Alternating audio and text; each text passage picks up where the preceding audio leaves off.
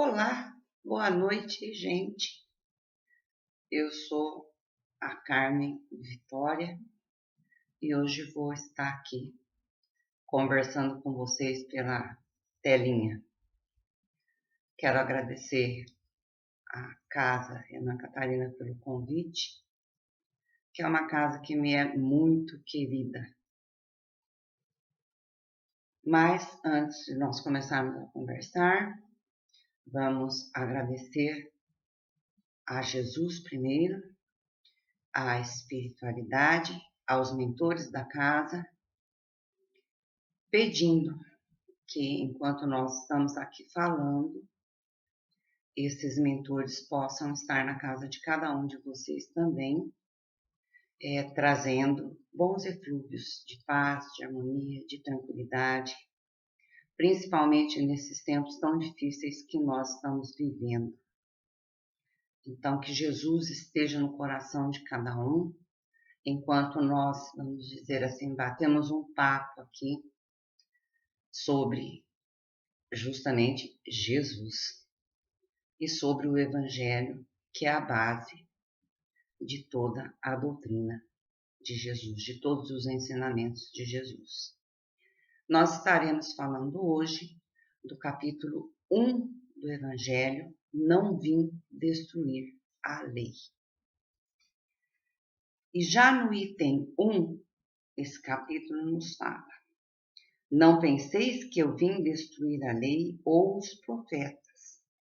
Eu não vim destruí-los, mas dar-lhes cumprimento, porque eu vos digo em verdade que o céu e a terra não passarão, antes que tudo o que está na lei não seja cumprido perfeitamente, até o único J em um só ponto. São Mateus, capítulo 5, versículo 17 e 18.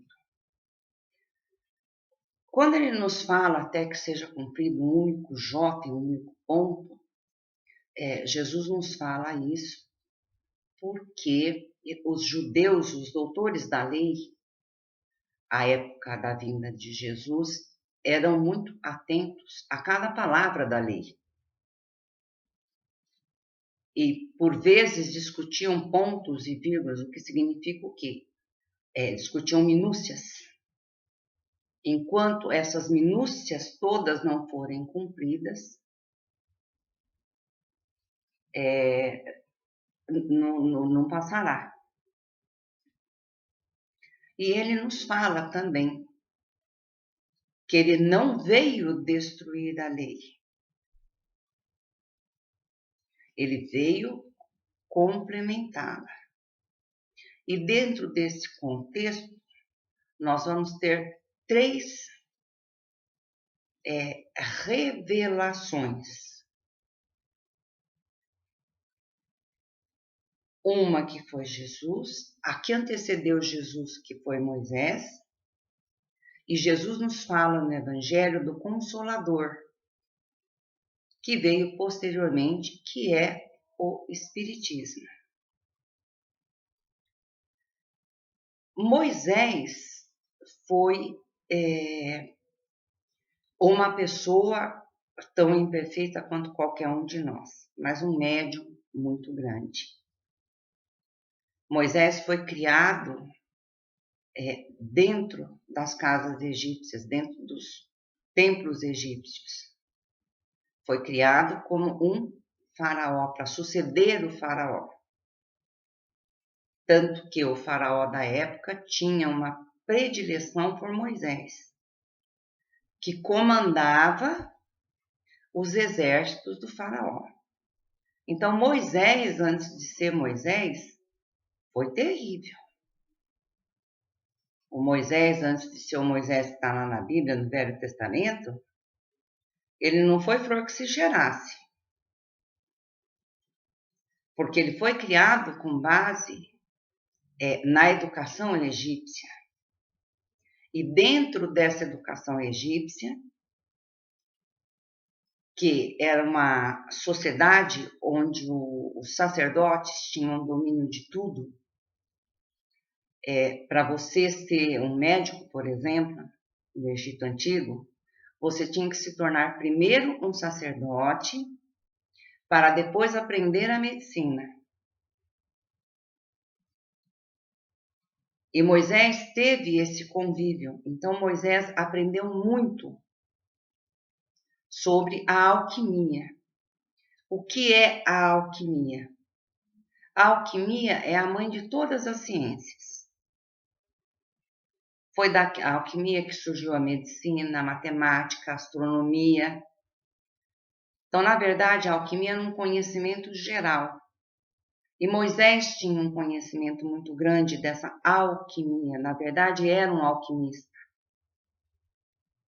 que fez com que acontecesse o que é chamado de milagres, que foram feitos por Deus para assustar o faraó, para que libertasse o povo judeu da escravidão.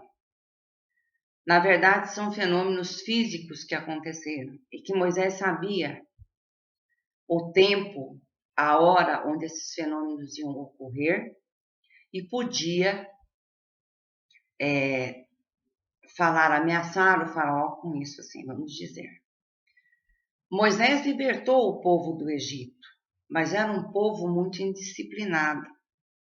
Apesar de acreditar em um Deus único, era um povo que estava vinculado ao paganismo, às leis, aos costumes egípcios.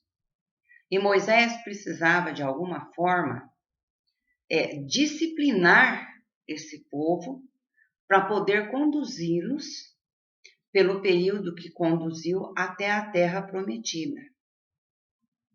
E para que esse povo fosse disciplinado, Moisés precisava o quê? De um Deus temeroso, de um Deus vingativo, um Deus do olho por olho, dente por dente, um Deus punitivo. E é o Deus que ele traz para esse povo hebreu. E, além de trazer esse Deus, Moisés também foi um legislador. Porque Moisés fez leis para essa sociedade que estava se formando. Leis civis.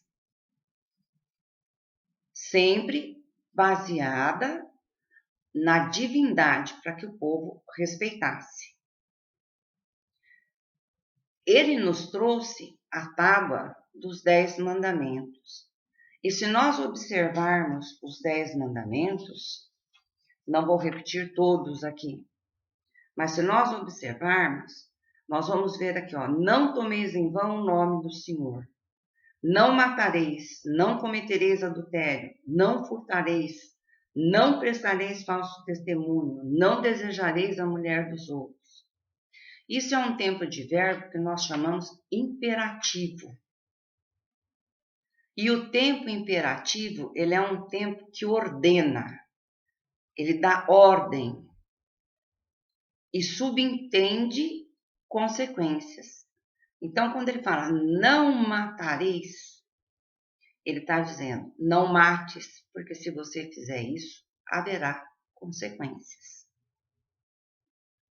E para aquele povo hebreu naquela época, era necessário que esse Deus fosse imperativo, que esse Deus fosse punitivo. Porque tinha que ser a ferro e fogo, para que aquela sociedade que estava se iniciando, se formando, tivesse regras. Os 10 mandamentos, as tábuas dos 10 mandamentos, são imutáveis, porque são as leis divinas. Ao contrário das leis que Moisés criou, que são leis civis e que mudaram ao longo dos séculos. Foram necessárias naquela época, mas que já não perduram mais. Mas os 10 mandamentos continuam perdurando.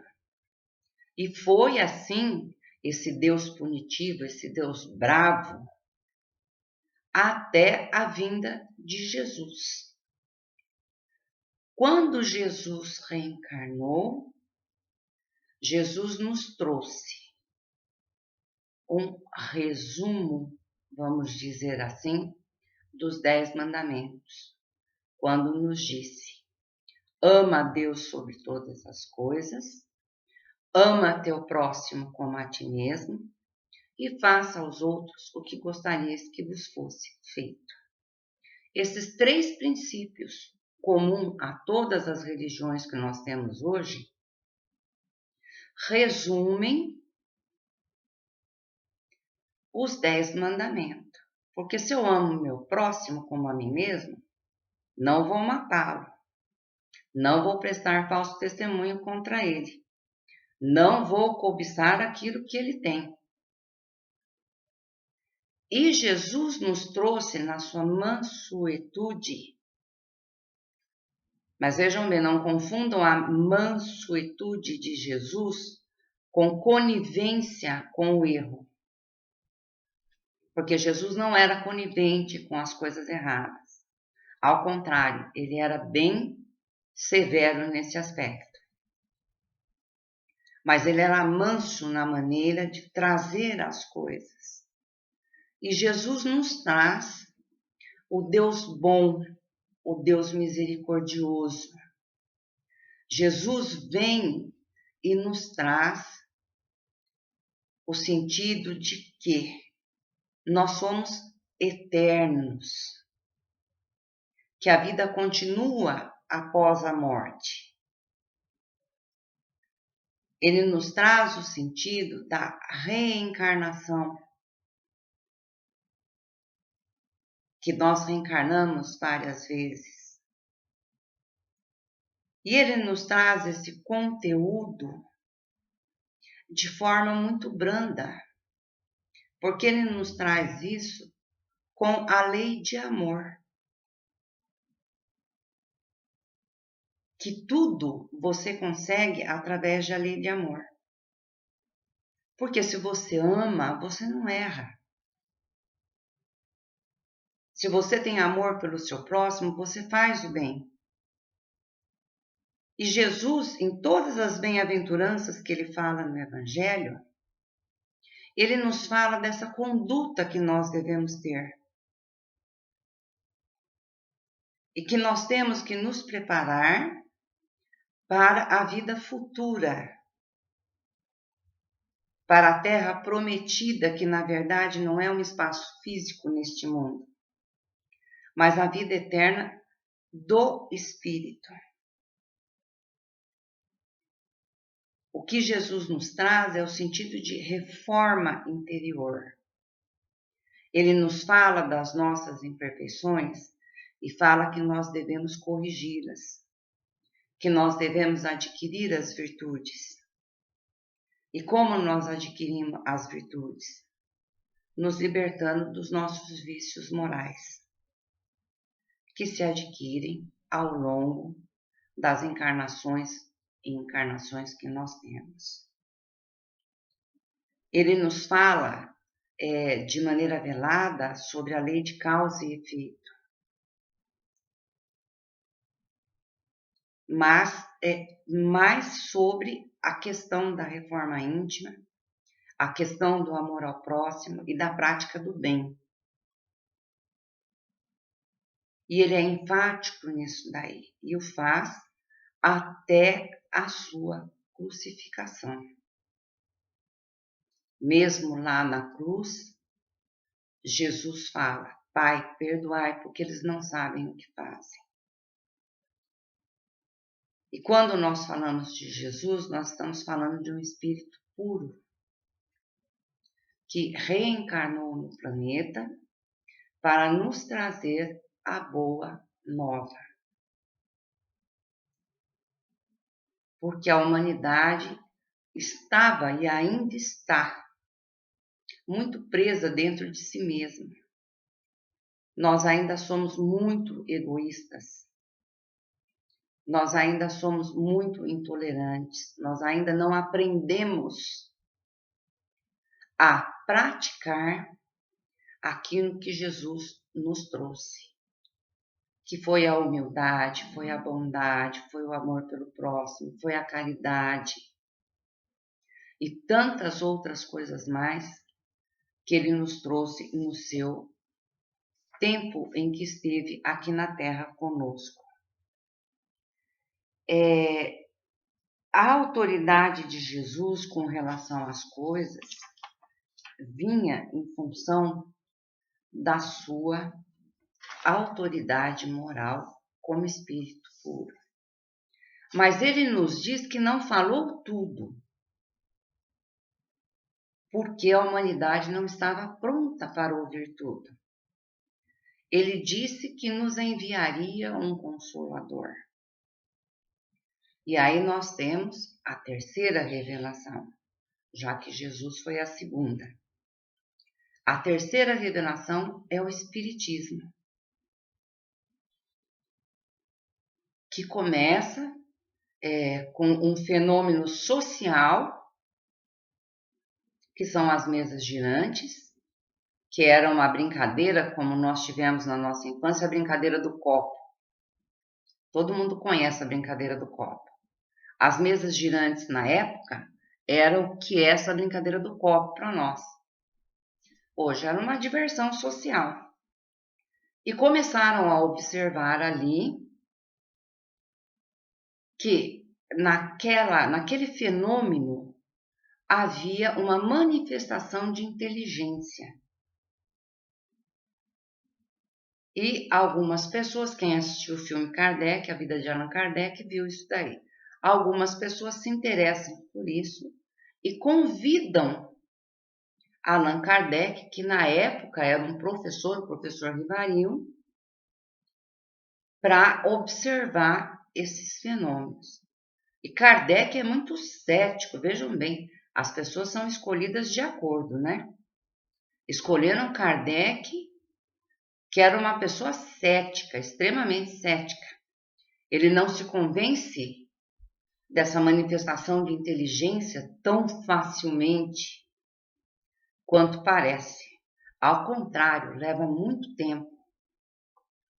E a partir daí, quando Kardec vê que há respostas para essas manifestações inteligentes, dessas manifestações das mesas girantes, das cestas de psicografia, que ele pergunta e obtém resposta, ele começa a ter contato com outras pessoas que têm a mediunidade e que têm manifestações.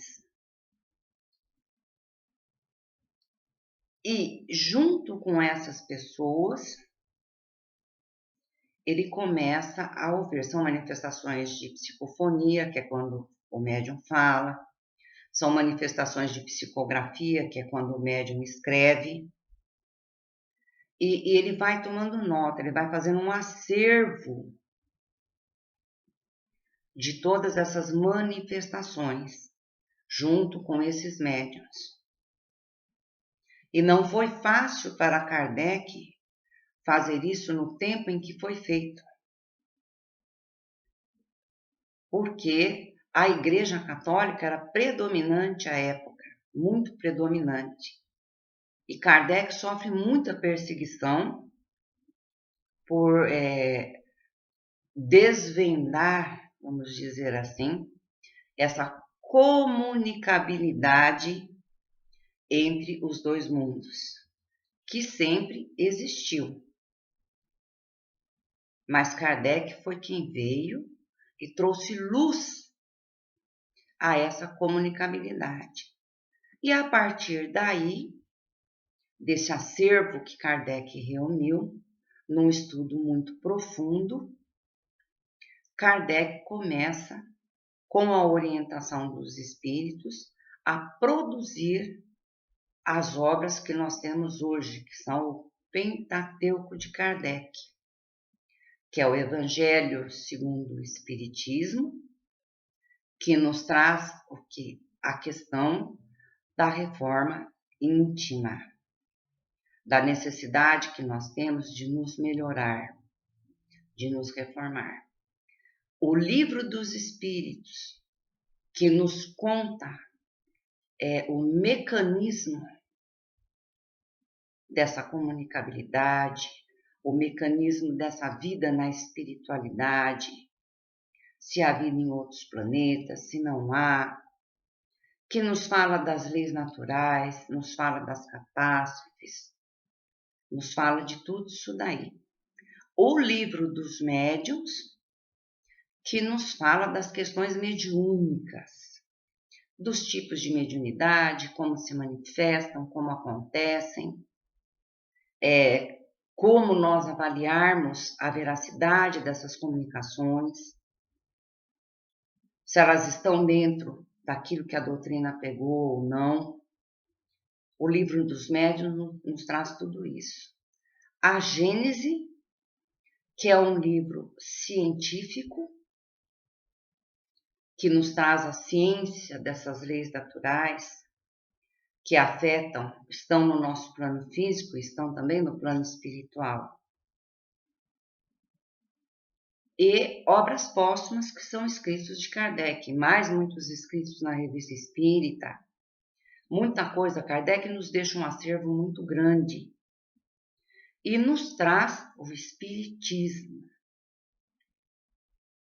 Mas o Espiritismo não é apenas uma religião onde eu vou ter uma fé cega naquilo que as outras pessoas falam. Não. O Espiritismo é religião, ciência e filosofia. Então, nós vamos estudar no início do Evangelho segundo o Espiritismo toda a teoria de Platão e Sócrates, que já falavam naquela época da comunicabilidade entre os dois mundos, já questionavam se existia outros mundos, se a gente ia para outro lugar quando morria. Isso é filosofia. Nós vamos ter a Gênese, que é a ciência. A Gênese vai nos falar da física, vai nos falar da química, da astronomia, vai nos falar dos grandes nomes da antiguidade, como surgiram, como tudo mudou ao longo do tempo. Ela vai complementar tudo aquilo que Moisés lá no começo trouxe. É na Gênese que nós vamos encontrar como que o Mar Vermelho se abriu. É na Gênese que nós vamos encontrar como que as águas do Nilo ficaram vermelhas. É no livro dos médiuns que nós vamos encontrar como aconteceu no Monte Sinai Moisés receber as tábuas dos 10 mandamentos. É no livro dos Espíritos que nós vamos encontrar a explicação das parábolas que Jesus nos fala no Evangelho. Assim, o Espiritismo é realmente o Consolador, porque ele vem explicar de maneira clara tudo que Moisés trouxe, tudo que Jesus nos trouxe de ensinamento, e fazer com que a gente entenda a profundidade dos ensinamentos de Jesus e que nos voltemos às questões pertinentes à nossa reforma interior. Porque sem essa reforma interior, nós não vamos chegar àquilo que Jesus nos fala no Evangelho, que é a perfectibilidade. Quando Jesus nos diz, sede perfeitos como vosso Pai Celestial é perfeito. Nós vamos atingir a perfectibilidade que Deus disse que nós podíamos chegar. E é através da prática dos ensinamentos de Jesus que nós vamos chegar nessa perfectibilidade. Mas, para a prática dos ensinamentos de Jesus, é preciso, em contrapartida, que eu entenda esses ensinamentos. E o Espiritismo vem e nos traz esses ensinamentos. Então, Moisés abriu o caminho. Jesus trouxe a fórmula mágica da nossa remodelação, de como alcançarmos a divindade. E o Espiritismo nos mostrou qual caminho nós devemos pegar para alcançar a divindade através da perfectibilidade que nós temos que alcançar, que se dá pela nossa reforma íntima, que é a prática dos ensinamentos, absorver os ensinamentos de Jesus no nosso espírito, e pelo uso que nós vamos fazer do nosso livre-arbítrio, que é um atributo que Deus nos concede quando nos cria. A capacidade de discernimento, a capacidade de escolher, a vontade de escolher por qual caminho seguimos. Era esse o nosso estudo de hoje. Então, Jesus não veio destruir a lei. Jesus veio complementá-la e Kardec complementou mais ainda. E com certeza, talvez tenhamos mais complementações. Não que vá vir outro Messias, mas através de um entendimento maior de tudo que nos foi dito por Jesus, de tudo que nos foi dito por Kardec. Através da nossa evolução individual, a gente consiga ver coisas que hoje nós não conseguimos ver. Então, nós ainda não sabemos tudo. Era esse o estudo que nós queríamos trazer para vocês.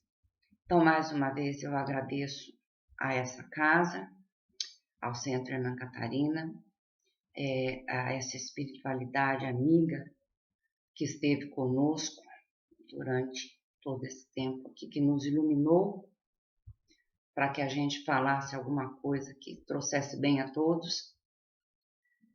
E pedindo ao Pai, que sempre nos oriente a buscarmos o melhor caminho, o caminho mais certo, a promovermos essa revolução da nossa consciência dentro de nós, buscando a prática dos ensinamentos de Jesus, não porque nós lemos esses ensinamentos, mas porque nós queremos vivenciá-los.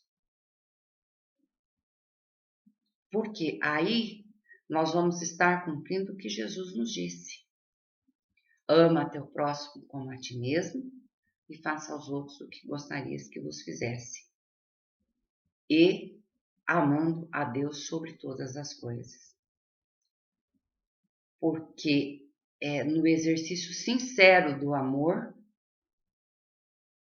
que nós vamos chegar à perfeição.